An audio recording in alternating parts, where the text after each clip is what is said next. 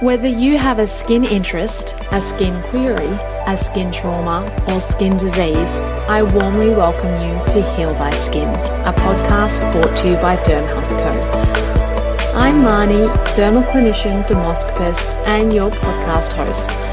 Skin is deeper than beauty, and our mission is to build the largest platform of specialised practitioners focused on skin health and skin empowerment. Join me each week where we go deep into the skin and beyond to hear stories and education from leading practitioners on a journey of skin health.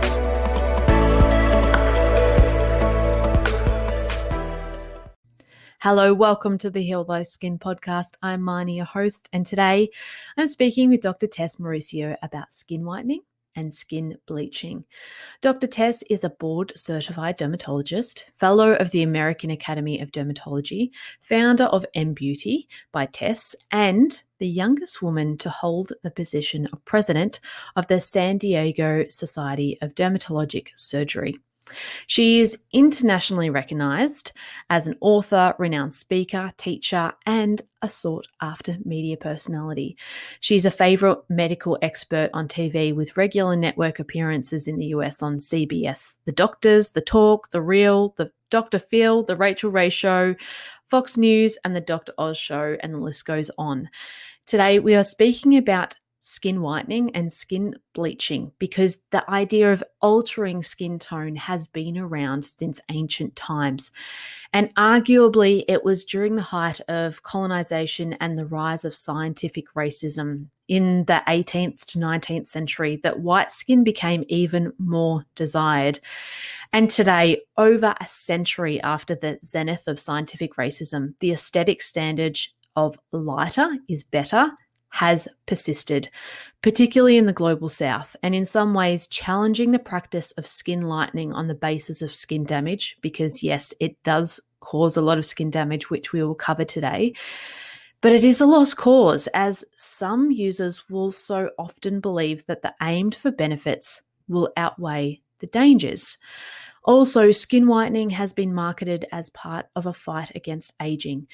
So it has really become a way and seen as a legitimate method to take care of one's skin, because women and men are told over and over that getting and keeping glowing skin, haven't we all heard that term before, at all ages is a standard requirement for beauty.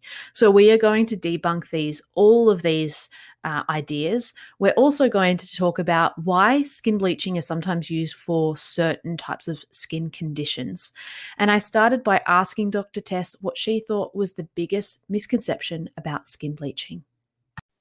I believe skin whitening is a pretty important topic to cover. In where I practice in Southern California, we have a big population of patients with skin of color.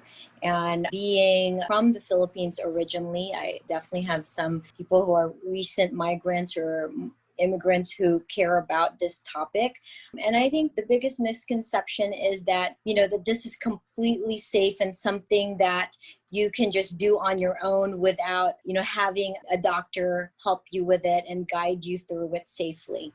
Really interesting. And we are going to dive deeper into that a little later in the episode. But I'd really like to hear about your career and how you got to be doing the work that you're doing today. Yeah, so, I got into dermatology through psychiatry, actually. When I was a medical student at Stanford, I wanted to find ways to improve my patients' psychological well-being.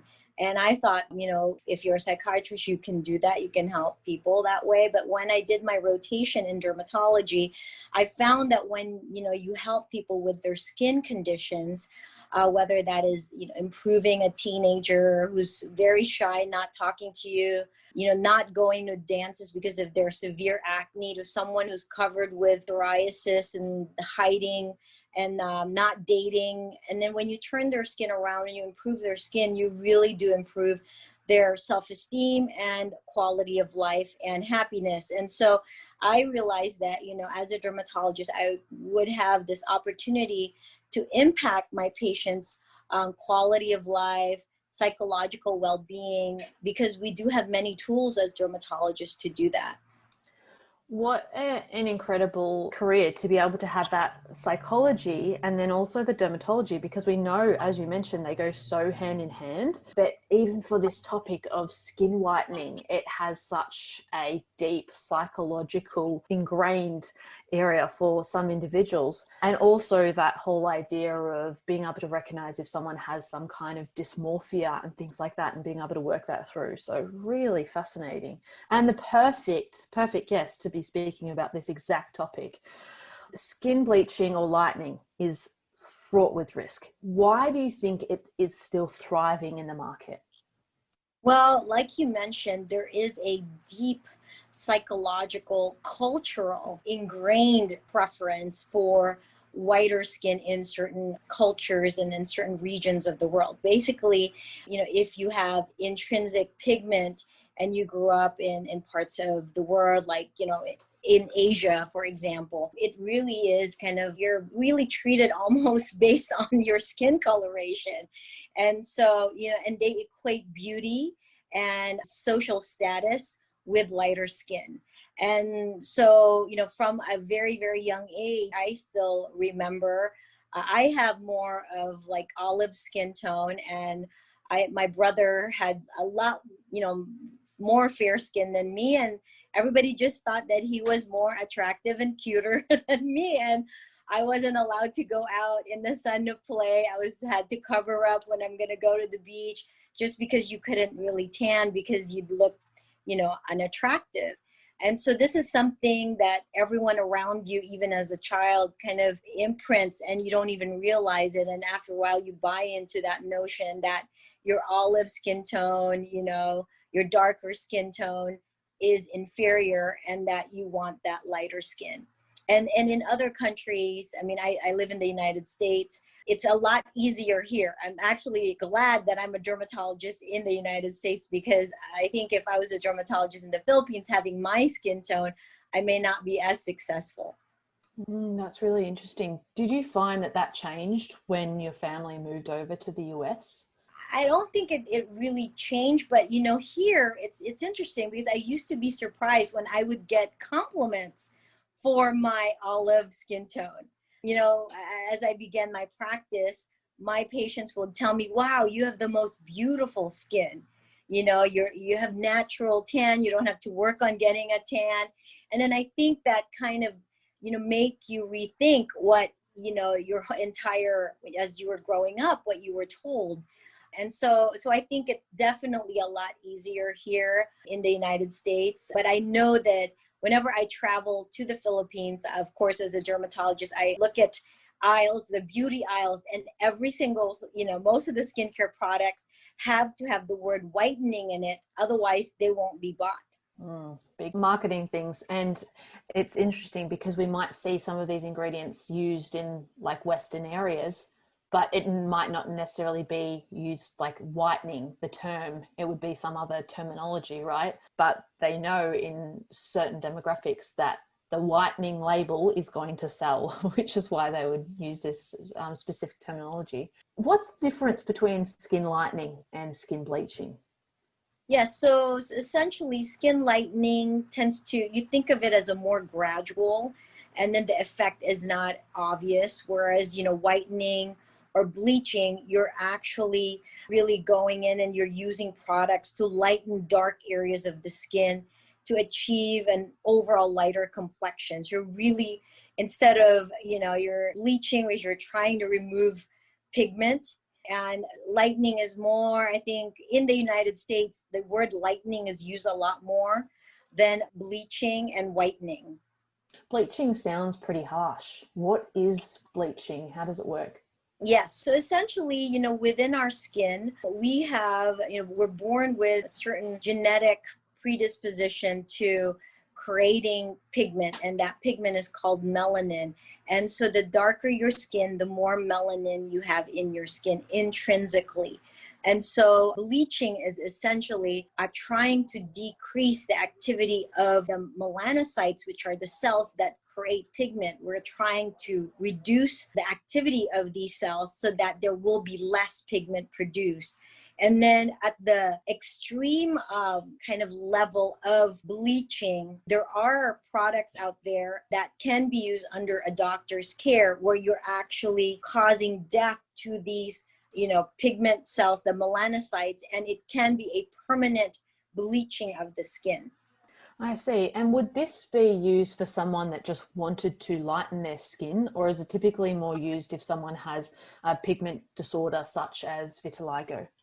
So that's a great question. So this is, I think the whole concept of bleaching and whitening is truly a personal choice.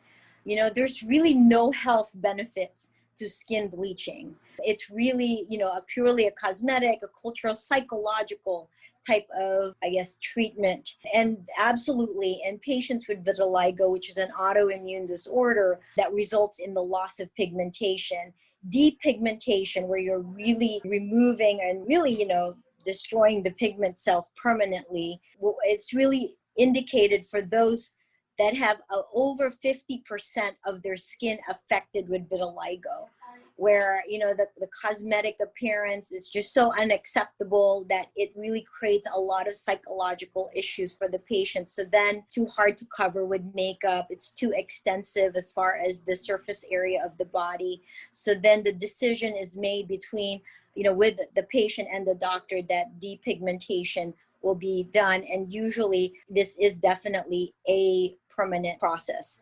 And how is it actually done? Like you mentioned that it actually destroys the melanocytes. What's the procedure or process look like? Yeah, so it's a product, it's a topical product. It's monobenzone, or, the trade name here is called Benequin, and it comes in different dosage, and it's applied on the skin essentially. And most areas usually will require one, but sometimes it has to be done in a series, and then you just wait, and, and really the melanin will not be produced, the pigment won't be produced because the melanocytes are dead.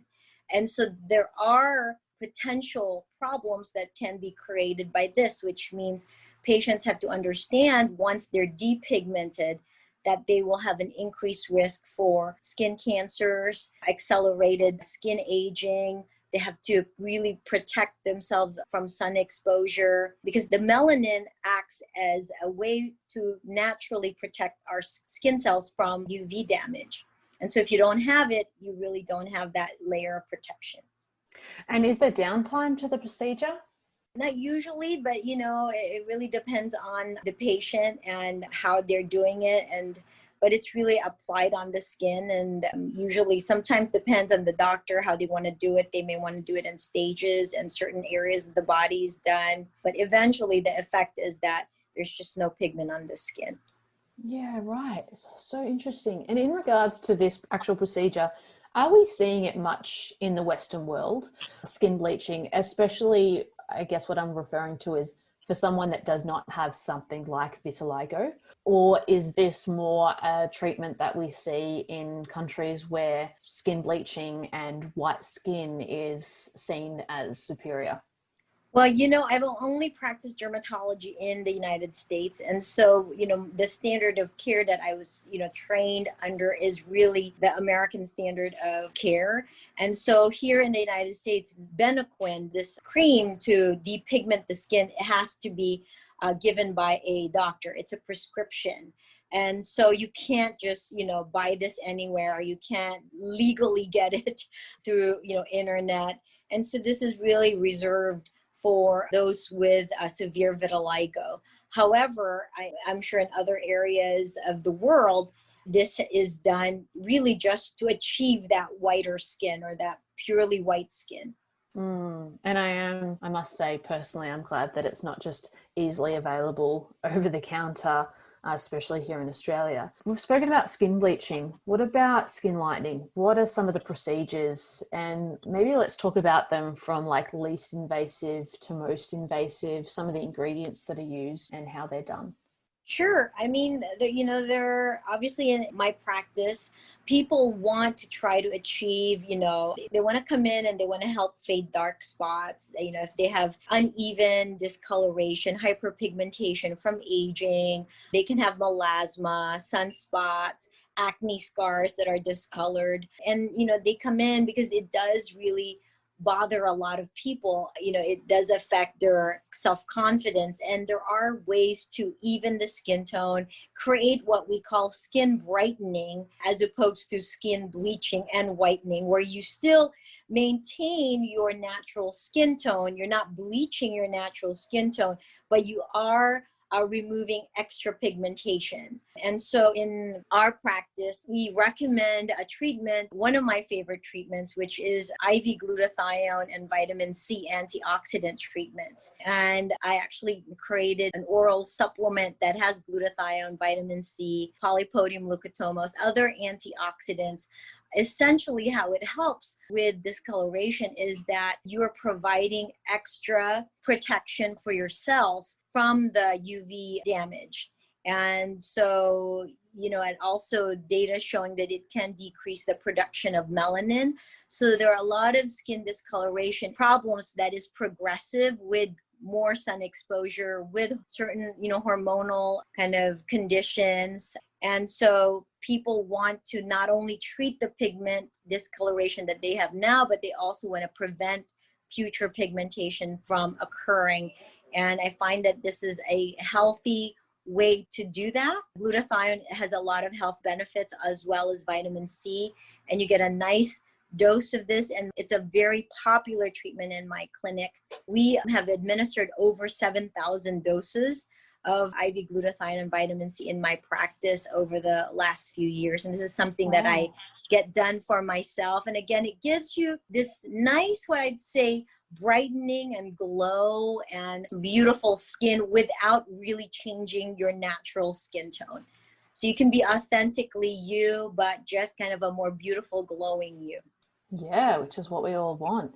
Is this typically used with topical ingredients of the same type? Yes, so there are definitely other treatments. So photofacial or intense pulse light treatments can target discoloration. Hydrofacial treatments that causes exfoliation, like a microdermabrasion, extraction. We also have a laser called Tri-Beam, which is an Nd:YAG laser that addresses pigmentation.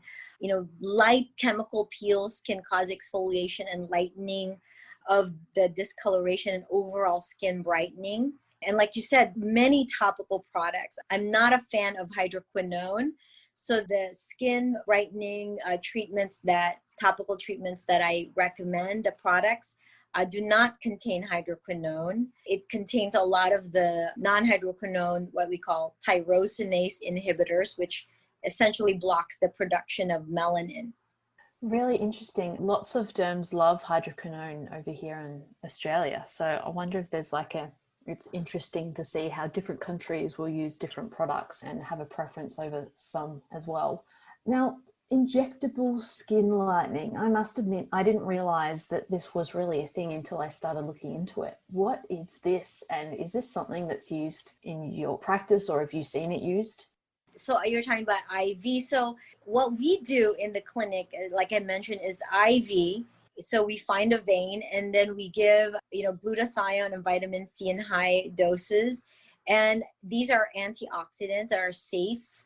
And what it does, like I said, is it helps, the end point is essentially decreasing the production of melanin and providing extra protection for your skin. And the end effect of that is that you do end up tanning less.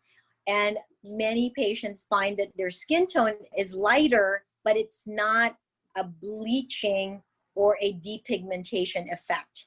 You still have your natural skin tone, but you're probably the fairest skin tone that you could be based on your genetics. Wow. So like the opposite of melanotan. Yeah. So essentially patients love it because what they find is that maybe their skin complexion loses the dullness. You don't have the discoloration and even skin tone. That's a big complaint, where there's blotchiness, some dark areas and then light areas. So, and the nice effect of this is that it's a full body effect. So obviously if you're just applying a skin lightening product, it's hard to apply that all over your body. And, usually people want skin brightening in, their entire body. And so even areas like their elbows, their knees, the underarms, groin area, those areas tend to brighten as well.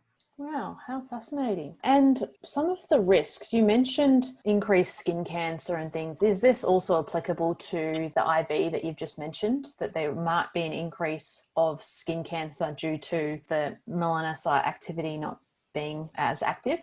So the answer is no. Actually, they've done huge series looking at IV glutathione, because glutathione also has been used for treatment of neurological diseases. It has a lot of health benefits, and it's really been safe.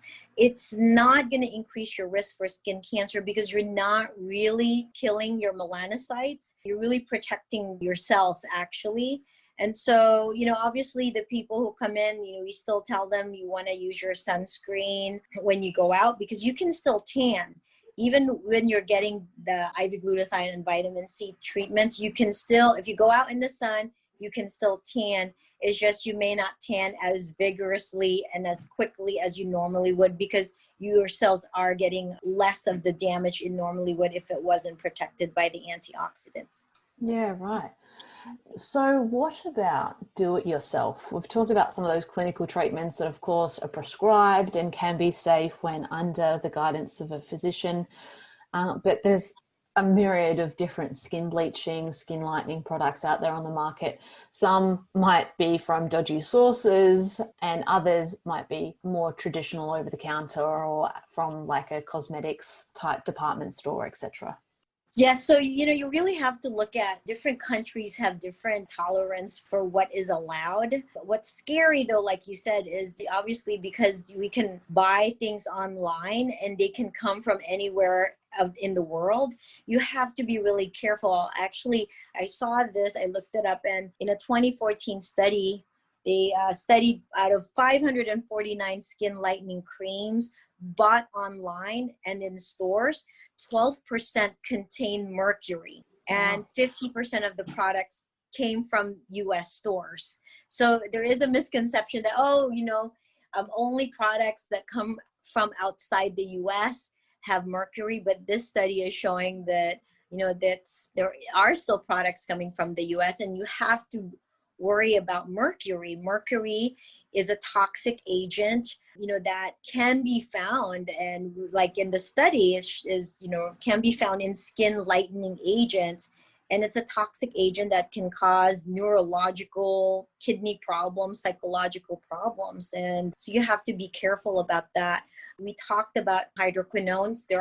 You can order products that have hydroquinones, and in the United States, for most parts of the United States, hydroquinone, you can't really buy it over the counter. In Europe, hydroquinone's been banned because there are data that shows that it can cause potential problems for your skin cells. And so, the safety of use of hydroquinone has been questioned, especially if you're going to use it for a long time. And you have to worry about, if you're going to do it on your own and you're not being monitored and advised by a dermatologist, you can get pretty bad contact dermatitis where you're going to get a bad allergy, and then when you heal, you actually will get worse pigmentation. There's also a condition called exogenous ochronosis, and for countries where hydroquinone is just like given out like candy and people put it all over their bodies, you can get this, blue black pigmentation on your skin, and it's just caused by hydroquinone use. And then there are a lot of bleaching agents and products that contain topical steroids, corticosteroid, and it can create pretty bad acne. And so those are things to look out for. And that's why I really highly encourage people, if you're thinking about, addressing some discoloration on your skin, or if you want just safe overall skin brightening, consult your doctor. Yeah, good advice. Always consult your doctor, dermatologist, dermal clinician. Don't go about trying to treat some of these skin conditions on your own. Always, we will continue to repeat that till the end of days. Yes, but it's very tempting because all you do now is you Google, skin lightening, and all of these things come out, and all these products are out there, and just be careful because, like I said, you don't really know what's in there. And it's very hard for the FDA and the FTC, even here in the United States, to manage and police all of those products. Yeah, absolutely. Because unless they're completely banned, they can be added in small quantities in products as well. Now, you were talking about sunscreen, the importance of sunscreen. But I also I know there's been some studies that have suggested, while sunscreen is super important, of course, that when it reacts with UV, it can cause free radicals, which I don't think we really address in sunscreens, because we don't have typically antioxidants within the sunscreens. And we are seeing more products now that do have this, but it just kind of caught my attention that you have these supplements that you're using. And is that, as well as being able to offer support of that pigmentation and the melanocyte activity, is that something that you've also considered in the reason why you brought that in, because of like some of those effects of sunscreen, or completely unrelated? I'd just like to get your feedback on that. The formation of free radicals is really the key to, one of the key things that happen. That's the reason why our skin breaks down with UV exposure. And then, of course, free radicals can go down the chain and then can cause DNA change and damage, and then potentially, a cancer formation. Studies have to be done more to really show if that's like a direct cause of sunscreen, or whether it's really just the UV natural essentially damage that it's doing to the skin.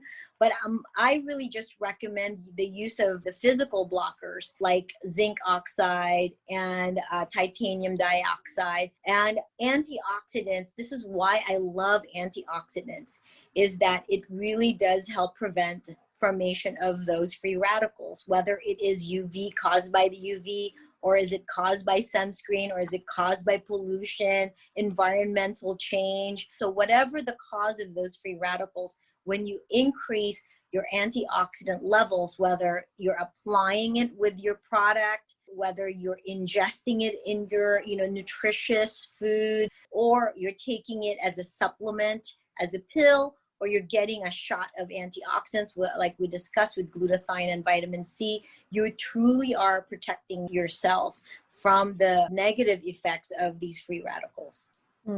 Free radicals, like most of us in the modern world has heard about a free radical, because they're always marketed, especially for skincare products, that it's an antioxidant that will help fight free radicals. But what exactly is a free radical, and how do antioxidants help this? Like, it'd be great if you could kind of paint a picture in people's minds, because I think we know that free radicals are bad. We know that antioxidants are good, but what is actually happening on a cellular level? Right. So essentially what happens is that oxygen's everywhere, right? And so when you have, say, UV, ultraviolet, there's like a certain wavelength and frequency that essentially disconnects an electron. And then you have that just floating around, and then it can attach to something that it's not supposed to attach to, or damage something that it's not supposed to damage. So it's not good. And so essentially that is what happens when you just allow your skin to be unprotected. Say, you're tanning, you're getting UV, you're in a tanning salon, that's what's being created in your skin. And so how does antioxidant work? So we're essentially antioxidant. So you're blocking the oxidation process, essentially. And so that process where you're creating that extra, electron, you're going to try to block that negative effect. So you're sort of shielding yourself so that it's still being hit with the same assault of your ultraviolet rays, but because it has an extra shield, it's not going to create those free radicals as much. Yeah. I hope I explained that. Yeah. No, I think that's good, just to give like a little bit of a deeper insight in the way that it works. So what do you see is like on the future of either, I guess, in general, what we've been speaking about, skin bleaching, skin lightening, antioxidant usage? Do you see anything like are you anticipating anything in the future, or are you just seeing more of this usage of antioxidants to prevent pigment disorders and issues? Is there anything kind of that you're looking out and you're looking forward to? I think that, as dermatologists, we've always concentrated on obviously treating the skin itself, which means, the treatments, like I mentioned, on the skin, whether it's a laser or intense pulse light or peels or, microdermabrasion, or actually treating the skin itself. I think there's a huge movement now towards looking at beauty from within or protection from within. And this is really where IV treatments and supplementation and nutrition is really being talked about more now by dermatologists. I mean, there's an antioxidant called polypodium leucotomos extract. And I actually went on the Dr. Oz show about 5 years ago talking about this as one of the top anti-aging supplements. And I think, the same thing, anti-aging and prevention of discoloration, these incredible antioxidants, you're essentially treating your skin or preventing damage from within. And I think that's going to just expand over the years. Yeah, exciting times. Mm-hmm. Well, Dr. Tess, where can people find more about you and the work that you're doing? You're based in Southern California, US. Yes, so I'm in San Diego and Beverly Hills. And they can go to my website at mbeautyclinic.com. I'm also on social media, Instagram at Dr. Tess Mauricio and Facebook at Tess Mauricio. Amazing. And a shout out to all of our US listeners. I think we've got about 14% of our listeners are over in the US. So we thought we'd bring someone from, your side of the world to talk about this really interesting topic. And I just want to stress again, like how cool it is that you've done that psychology and that you've done the dermatology, and what an exciting mix to be able to provide that for your clientele as well, especially in the case of skin whitening, skin bleaching.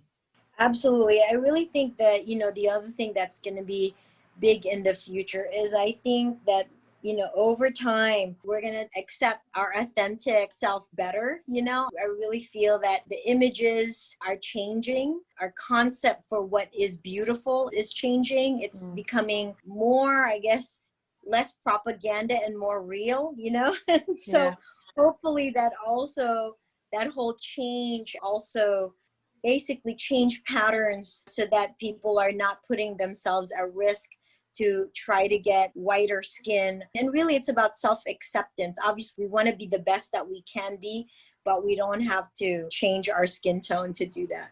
Yeah, fantastic point. And I think that now that people are seeing through the Instagram filters and seeing through the Snapchat filters, and there's a lot more awareness about the harm that this can actually do. And because there was a time when people were taking in a photo on Snapchat with a filter saying, I want to look like this. So I think we're starting to see through that, which is really nice, and starting to see this shift underneath, and hopefully with a little bit of time and, more education and the types of things that you're doing, Tess, and what we're doing at Derm Health Co as well, it's going to really hone that home that just enjoy the skin you're in. Absolutely. And there's pros and cons both ways, and so it's funny, like I said, because I've seen it from both sides, and that when I'm in the States, everybody loves the skin that I have, and, and it's nice because you do have better protection from sun exposure. You do have a slower rate of skin aging. You do have less risk for skin cancers. And so, like you said, enjoy the skin that you're in. You can make it as glowing and, even skin tone, and decrease kind of the aging of the skin. But I think we need to just start accepting our authentic selves as well. Wonderful. Well, thank you so much for spending the time with us today, Dr. Tess, and talking all things skin bleaching and skin lightening. Thank you so much. Thank you.